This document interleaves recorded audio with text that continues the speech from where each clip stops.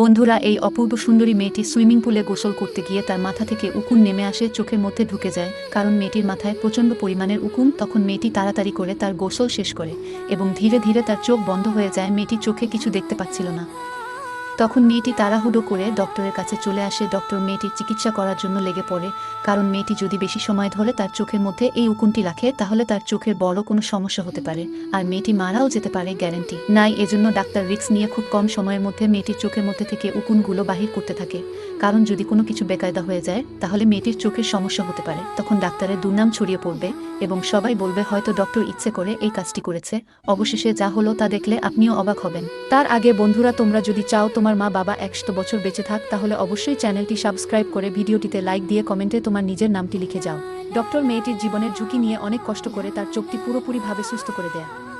তখন মেয়েটি খুশিতে আত্মহারা হয়ে যায়। তো বন্ধুরা, আপনাদের কাছে কেমন লাগতেছে মেয়েটিকে?